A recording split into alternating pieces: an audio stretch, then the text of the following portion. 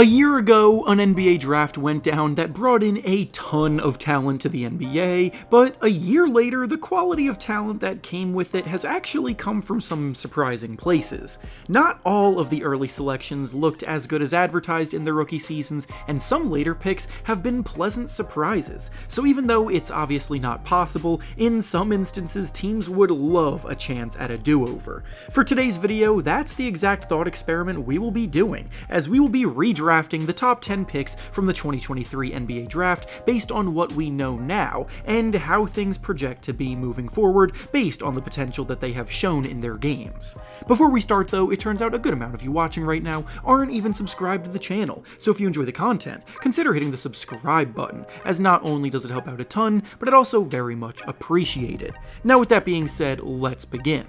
Starting with the first pick in the draft, the San Antonio Spurs originally selected Victor Wembanyama, and surprise surprise, they are still selecting Victor Wembanyama here in the redraft. This one didn't even need a second of consideration, because it was blatantly obvious who the best prospect in the class was at the time, and a year later, absolutely nothing has changed in that regard. Wembanyama is once again a once-in-a-lifetime prospect standing at 7'4" with the ball skills of a wing player, an ever-improving shooting touch from 3, and the length to finish with ease around the rim. He easily won the Rookie of the Year last year, and he was even the runner-up in the Defensive Player of the Year award race in his first season, as well, which is an award that he will more than likely be winning several times throughout his career, so all in all, the Spurs won the lottery and regret nothing.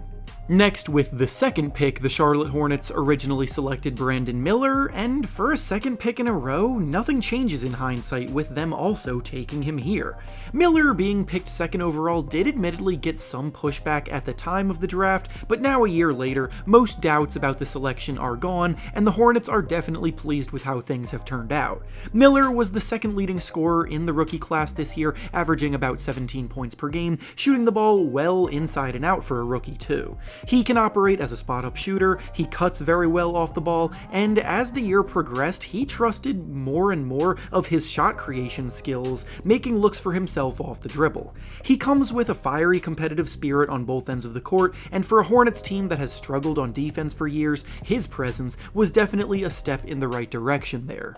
Next, with the third pick, the Portland Trail Blazers originally selected Scoot Henderson, but in this redraft, I have them taking Amen Thompson. This one was really tough because I am under the belief that Scoot Henderson got way too much grief for how his first season went down than he deserved, but I still think the fit with Thompson in hindsight would have been a little bit more of what the team was looking for. The Trail Blazers already had Anthony Simons and Shaedon Sharpe as two young scoring talents in their backcourt, so getting a pure playmaker big like Thompson, who comes with elite athleticism and is an unreal defensive talent, would have been perfect for them in the long run. Amen Thompson's rookie season started slowly due to injury recovery, but when he got going, he showed he could be an absolutely dominant defensive force with elite athleticism to allow him to lock down in so many different ways. He's a great rebounder for a guard, he can be a triple-double threat, and while his three-point shot needs a lot of work, he still projects to be a tremendous two-way talent.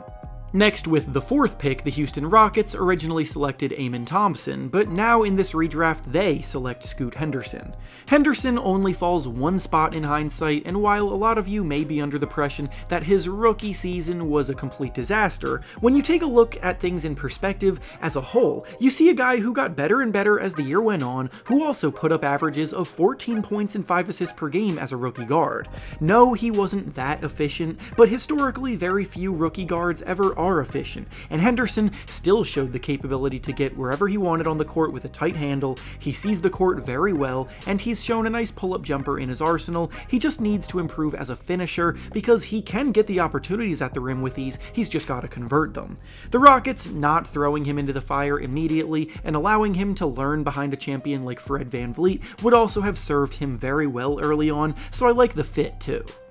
Next, with the 5th pick, the Detroit Pistons originally selected Ausar Thompson, but now in a redraft, they select Brandon Podziemski. Again, this was a really tough decision because Ausar Thompson is by no means a bad pick, nor is his future in any doubt as a talent, but Podziemski is a much better fit for what the Pistons needed, in my opinion, as much more of a well-rounded wing talent. One of the Pistons' biggest issues has been their severe lack of spacing in their lineup and poor shooters all throughout. And they're in need of more playmakers to help Cade Cunningham too. Podziemski broke into the Warriors' rotation and immediately became a big contributor as a rookie this past year because he can be a jack-of-all-trades type of wing, giving you solid production in many different areas. He's a strong shooter, knocking down 39% of his threes, he's a crafty secondary ball handler that can capitalize off the dribble when necessary, and he even dished out about 4 assists per game too, so his work as a passer cannot go unnoticed. He defends hard, he knows his role without trying to do too much, and he's efficient in what he does, all of which are things that the Pistons need more of. Next, with the 6th pick, the Orlando Magic select Ausar Thompson after originally selecting Anthony Black here a year ago. The Magic were ready to make a playoff push last season, and they did so by creating a strong defensive foundation in the young talent that they have accumulated, ranking as the 3rd best defense in the league. And with an identity like that, they definitely would have liked to have been able to land a juggernaut of a defensive prospect like Ausar Thompson. Thompson, like his brother, is unbelievable at causing havoc on the defensive end, generating a ton of deflections, jumping passing lanes, blocking shots, and creating steals. Offensively, he still has a long way to go as a shot creator and an overall shooter from the perimeter, but he comes in with the exact defensive tools that the Magic have shown that they love, and he would have been able to give them real minutes immediately in his rookie season. Next, with the 7th pick, the Indiana Pacers select Cam Whitmore after originally taking Bilal Coulibaly in their draft and then trading him to the Wizards.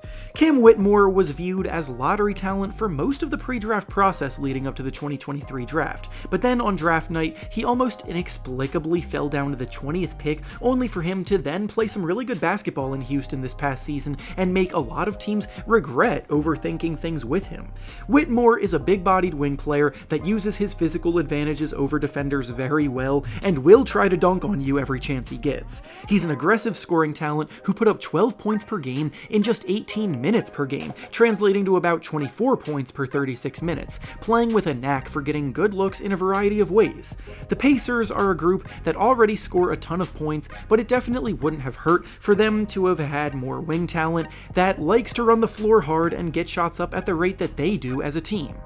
Next, with the 8th pick, the Washington Wizards select Derek Lively after originally taking Jarris Walker here and then trading him to the Pacers. Last season, the Wizards' center rotation was a bit of a disaster, and after they traded Daniel Gafford to the Dallas Mavericks at the deadline, it got even worse. Ironically, Gafford went on to team up with Lively in Dallas after that trade, but in a redo, Lively would be the one stepping into Gafford's shoes in Washington, as he showed outstanding promise as a rim-protecting, athletic big man in Dallas this past year that earned a role on the squad that made it to the finals for a reason. As a defender, he capably switches and holds his own on the perimeter, which is huge in the modern NBA, and offensively, he has an impressive understanding of how to position himself in pick and rolls and around the basket when his teammates have the ball, leading to him getting a lot of easy baskets created for himself. And in Washington, the center spot has been a huge area of need for a while, so the fit solidifies this redone selection.